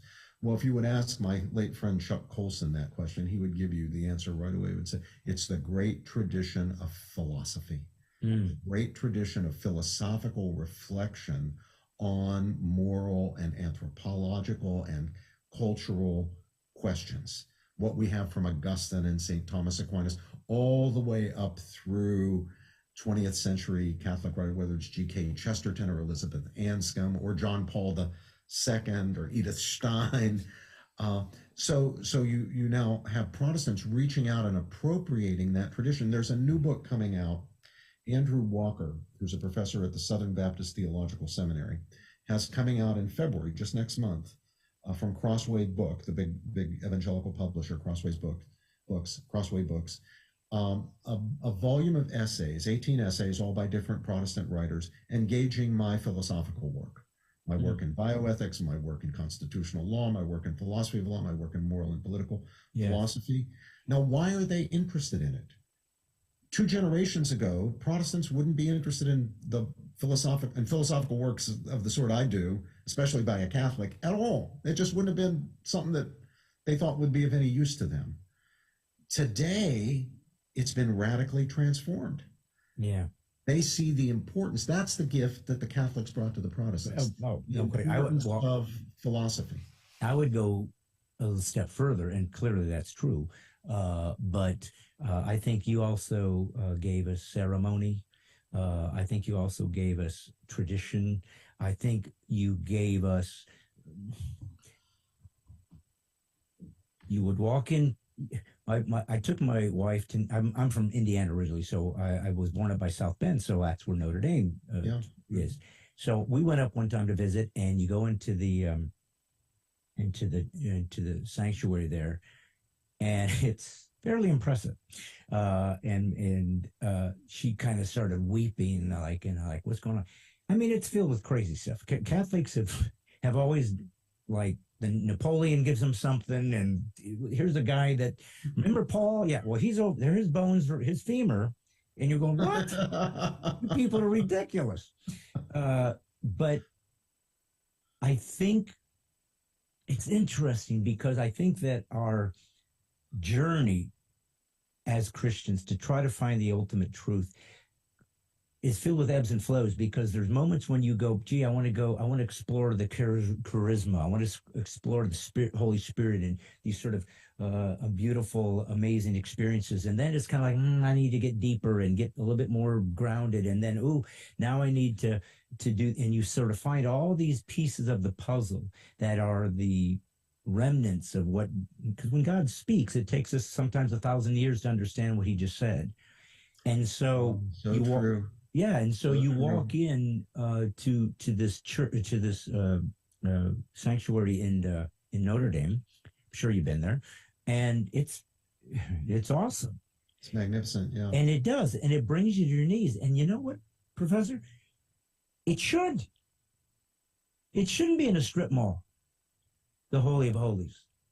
It shouldn't be in some sort of well, the church is wherever you want it, and you can. Well, yeah, that's true.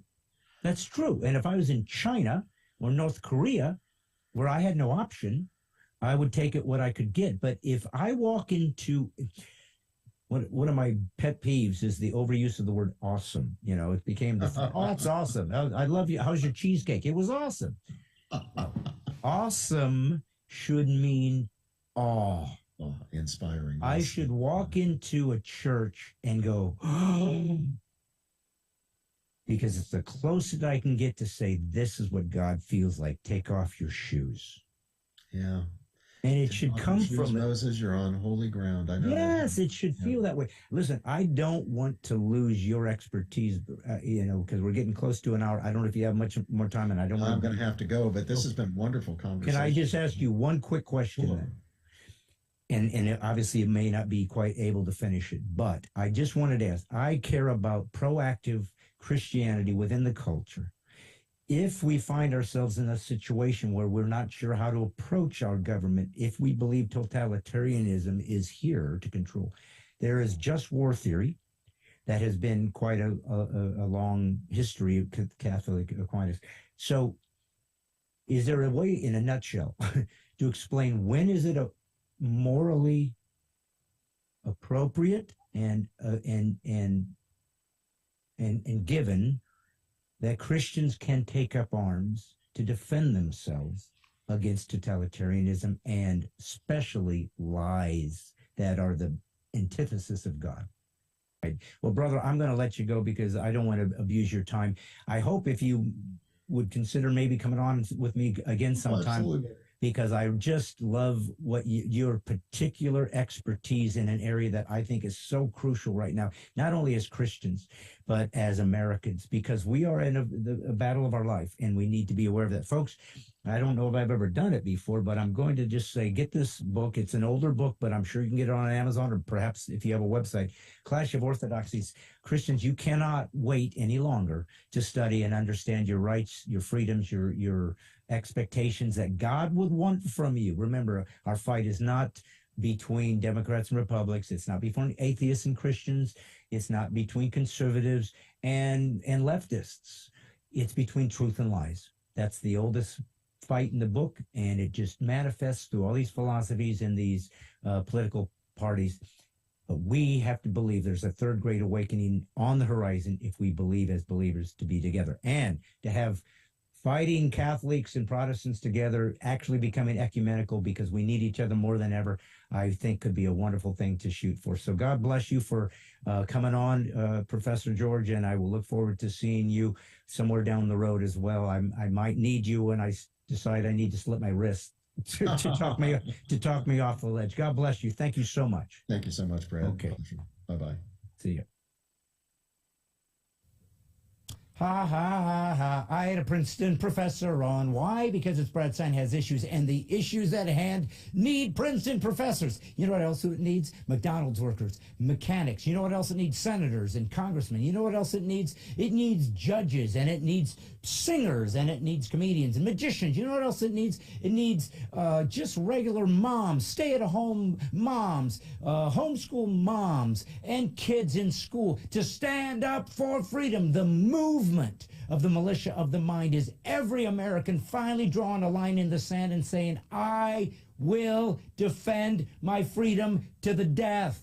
This is a militia. It's the Second Amendment in steroids. But, as I've said, it's the militia of the mind. We will outthink them. We'll outspeak them. We'll out-strategize them. We will out-virtue them by actually having something they don't have. Virtue. Virtue means loyalty. Virtue means kindness. Virtue means never apologizing for the truth, ever, ever, ever.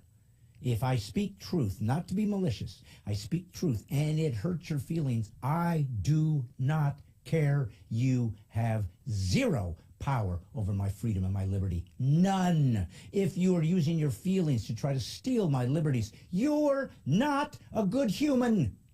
You're certainly not an American. We've long stripped you of that title. You don't get to call yourself an American if you hate the Constitution. You don't get to.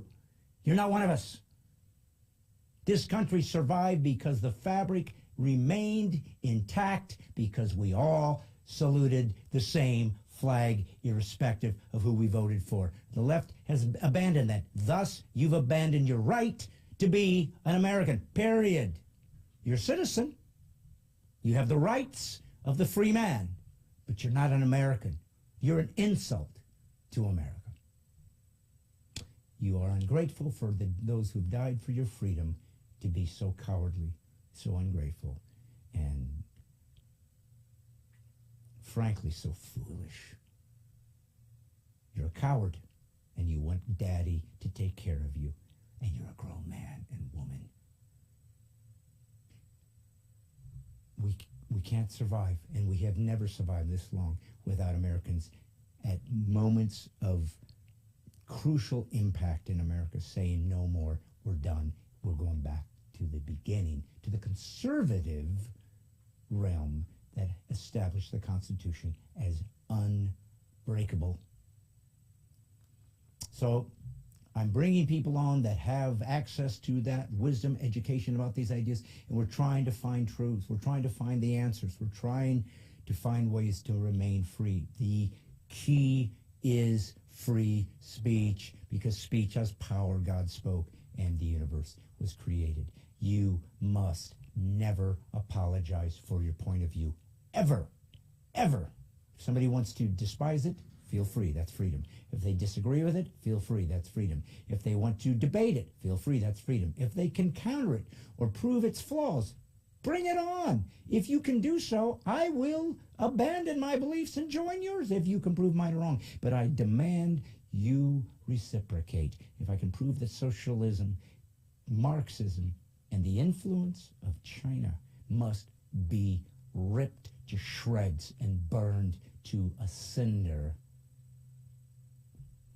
and I can prove that it's the only way we're going to be free, I need you to join me. Then you're an American. We're sovereign. We're the last great nation on earth that lets freedom have more cachet than feelings. And yet we're the ones exporting this crazy crap that's destroying the West. Has to stop, guys. And it's going to stop when we basically go back to the Educational Academy and end the CRT and the wokeism. We're going to put an end to it. You will not be a school board member. You will not teach. You'll be stripped of your license if you teach in sexuality to children. Matter of fact, we might have to maybe looking at you as someone that needs to be called someone who's using inappropriate sexual imagery towards children. There has to be a cost. Or why would you change? Not a witch hunt. We're going to either teach reading, writing, and arithmetic and stay there. History, whatever you want to teach. But the rest of it belongs to the church, to the family. You will not destroy it on my watch without somebody fighting back. I need you. Can't do it by myself because I'm just one guy. But with the internet and the way the world has worked now, we can be one giant monolith, and that's what we need to become. Remember now, you're part of it. You donated. You got involved. And we are now on Spotify. We are all over the place. We're on a real podcast network like big boys. And as I move forward, even each next episode will show how the new potential for subscribing will come into play. Like I said, it's going to be really cheap, but it allows me to have a consistent income per month so that we can do the final things we need to do to make this thing the biggest, baddest, best podcast we can, as God is my witness and is in control. So thank you for coming on. I hope you enjoyed that. I hope you enjoyed all the things we talked about. I hope you enjoyed my son and his desperate attempt to be relevant. Why do I joke with him? Because it's free speech, and I taught him to be a man. How else could he be any less? He came from my loins. This is God's Comic, Brad Stine. Political correctness, or PC, is cancer and must be removed from the healthy host. So, PC free is liberty. And remember, God's Comic really only has one mission to America. Just putting the woke back to sleep.